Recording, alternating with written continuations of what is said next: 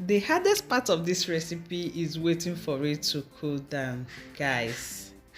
It takes a long time to get cold, guys. Even as I'm trying to cut it open, the whole pan is hot. The pie is still very steaming hot, okay?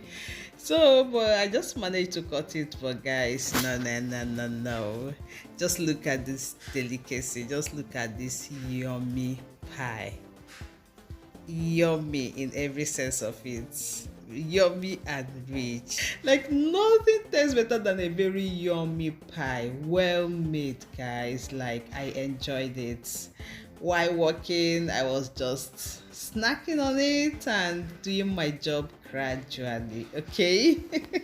This is a very special kind of pie, guys, but I will take you through on every detailed step of how I made this pie, okay? So let's cook together. If you're meeting us for the first time, my name is Chex and you're highly and warmly welcome back to my kitchen. I like starting from here because most of us will always make the excuse that I don't have money for canned beef. That's why I've not made any pie in a long while. Sis, get to work, okay? Let your kitchen work for you. You don't have money for canned beef, but you have some pieces of meat in your fridge, right? Or you can even afford some pieces of meat. Get to work and bake that pie. So today, these are the things that I'm using for this delicious yummy pie. It's in the skills, not in the ingredients per se, but the ingredients goes a long way as well. But as you can see on my table, I have just very few things to prepare this filling, and it came out the most delicious. Like everybody testified, this is just very few pieces of meat. Yes, I don't want to do it behind camera so it don't feel like we are doing any magic here.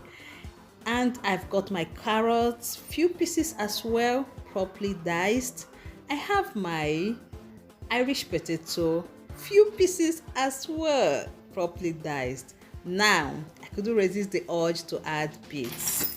Okay, so I added a few cubes of beets, and this is my onions, properly diced as well.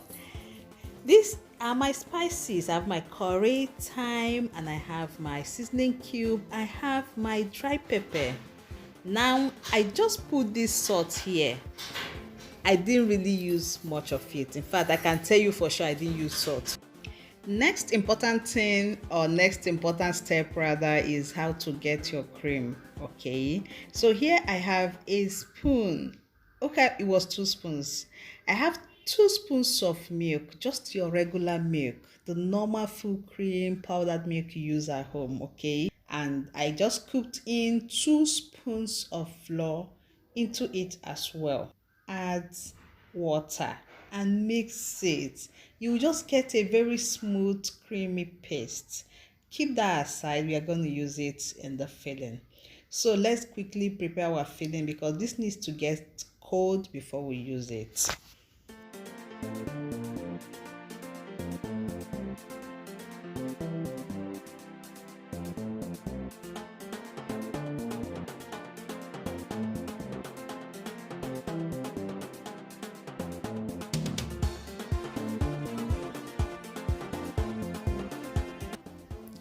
Our shout out today goes to Being Molly Jane, watching us all the way from Kenya.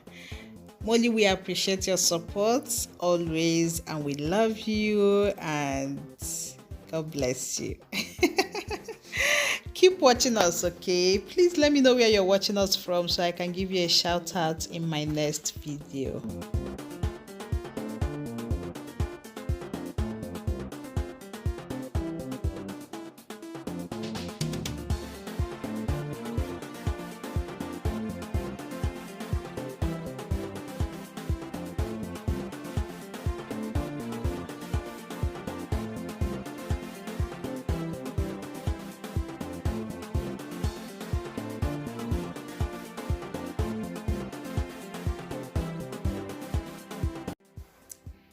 Like I always say, a perfect dough starts by getting all your measurements right.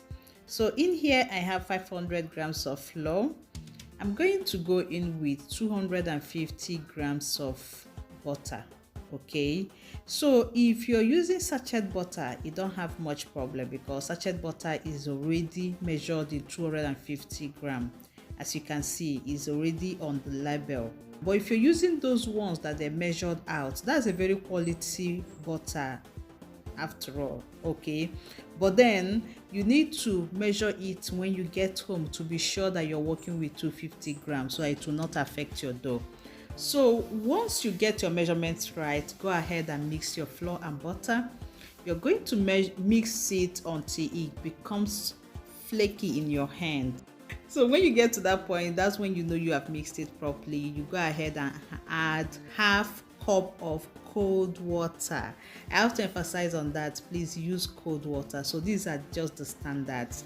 If you watch, I did not add any salt on this. Reason is that I'm working with salted butter. So guys, if you're working with salted butter, please do not add any more salt to this recipe. If not, salt will overpower your whole dough and it will make a mess of your whole recipe.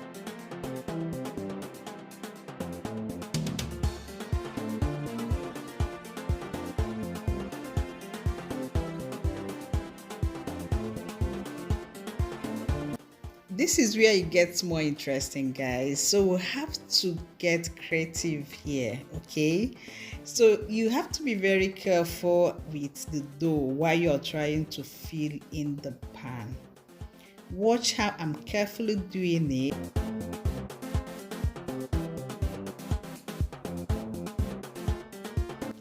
I want to take a minute to appreciate all my old subscribers and my newbies and especially my returning subscribers, okay? I appreciate you guys and I'm sending you all a visual warm hug.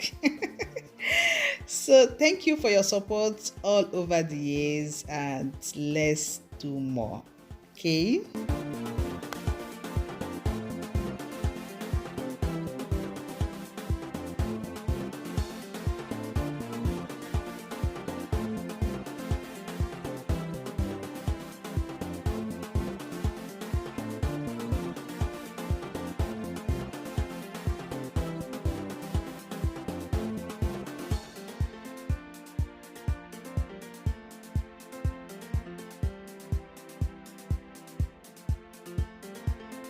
Make some incisions on the pie to enable the heat vent out while baking, and then go ahead and brush it with your egg.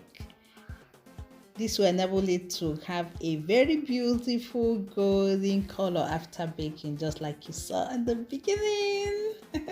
So this is the little trick, okay? So make sure you cover every single part of this dough with your egg wash before putting it in the oven.